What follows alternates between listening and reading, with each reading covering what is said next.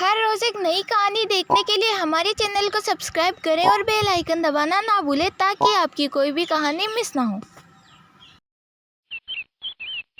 किसी गांव में मोहन नाम का लकड़हारा अपनी पत्नी संतोष के साथ एक छोटे से घर में रहता था।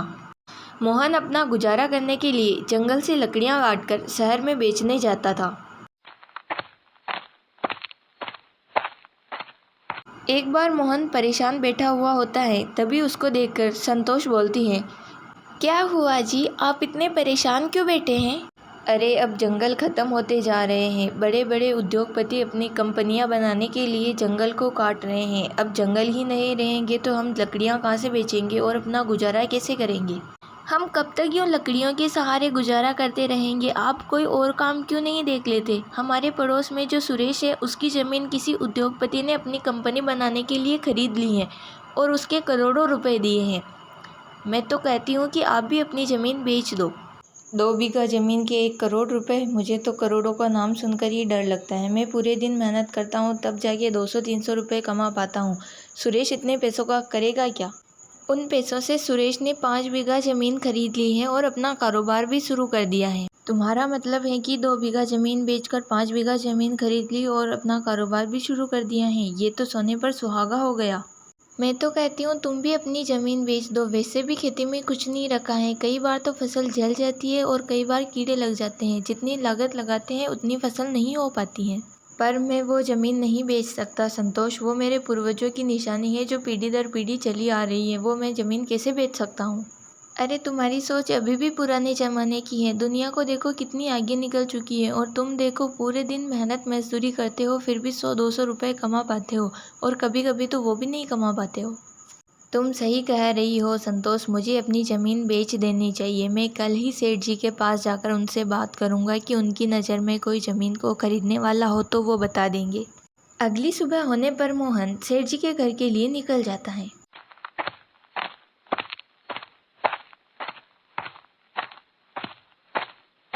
सेठ जी, मुझे अपनी ज़मीन बेचनी है। अगर आपकी नज़र में कोई ज़मीन को खरीदने वाला हो तो मुझे बता दीजिए।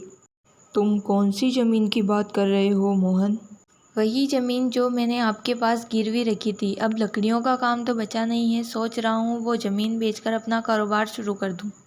सेठ जी को पता था कि मोहन की ज़मीन करोड़ों रुपए की है। उनके मन में लालच आ जाता है।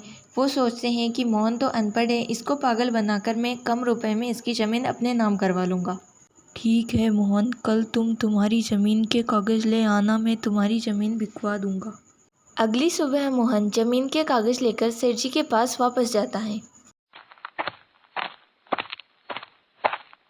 सेठ सोचता है कि वह मोहन की ज़मीन को अपने नाम कैसे करवाए। कुछ देर सोचने के बाद वह बोलता है कि अरे मोहन, तुम्हारी ज़मीन तो सरकारी है, यह कागज़ों में साफ साफ लिखा है।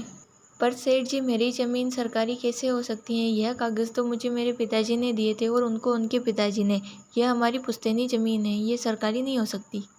देखो मोहन, जो कागज़ में लिखा है मैं तो तुम्हें वही बता रहा हूँ। यह ज़मीन सरकारी है। अगर तुम्हें मेरी बात पर विश्वास नहीं हो रहा हो तो तुम ये कागज़ किसी और को बता देना, लेकिन वो तुम्हारी ज़मीन सरकारी बताकर सरकार को दे देंगे।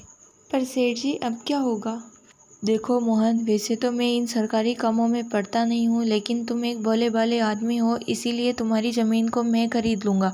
लेकिन मैं इस ज़मीन के सिर्फ 10 लाख रुपए ही दे पाऊँगा। जब कभी भी सरकार को पता चलेगा कि यह ज़मीन सरकारी है तो वह ज़मीन मेरे से ले लेंगे। फिर वह 10 लाख रुपए लेकर मोहन अपने घर लौट जाता है। फिर मोहन घर आकर सारी बात अपनी पत्नी को बताता है। हे भगवान, ये तुमने क्या कर दिया? तुम उस झूठे की बातों में आ गए। यह ज़मीन करोड़ों रुपए की थी और तुम उसे 10 लाख रुपए में बेच आए। तुम कोई भी काम ठीक से नहीं करते हो। तुम अभी मुझे उस सेठ के पास ले चलो, मैं उससे बात करती हूँ। फिर मोहन अपनी पत्नी को लेकर सेठ के घर के लिए निकल जाता है। तभी रास्ते में सुरेश मिलता है।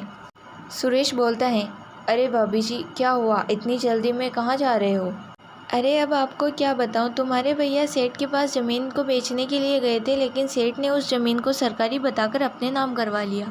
अरे वो ज़मीन सरकारी कैसे हो सकती है? वो ज़मीन तो मोहन के दादाजी ने मेरे दादाजी के साथ खरीदी थी और सरकारी ज़मीन के कागजात तो सरकार के पास होते हैं। अरे मोहन भाई, ये तुमने क्या कर दिया? अगर तुम्हें ज़मीन बेचनी थी तो एक बार मेरे से बात कर लेते, मैं तुम्हारी ज़मीन बिकवा देता। अरे भाई साहब, अब आप ही बताएं हम क्या करें। वो सेठ बहुत बदमाश है, वो हमारी बात नहीं मानेगा। हमें गांव के मुखिया के पास चलना चाहिए और उनसे बात करनी चाहिए। इतना कहकर सुरेश उन दोनों को गांव के मुखिया के पास ले जाता है। सुरेश मुखिया जी को सारी बात बताता है जो कि मोहन के साथ सेठ ने किया था। फिर मुखिया जी सेठ को बुलाकर उसे काफ़ी सारा सुनाते हैं। क्यों सेठ, तुमने गरीब की मजबूरी का फ़ायदा उठाकर वो ज़मीन तुम्हारे नाम करवा ली? तुम्हें बिल्कुल शर्म नहीं आई ऐसा करते हुए? अगर तुमने ज़मीन के कागजात मोहन को वापस नहीं दिए तो तुम्हारे साथ अच्छा नहीं होगा। फिर सेठ बोलता है, मुझसे गलती हो गई मुखिया जी, मैं आज ही मोहन को उसकी ज़मीन के कागजात वापस देकर आ जाऊंगा।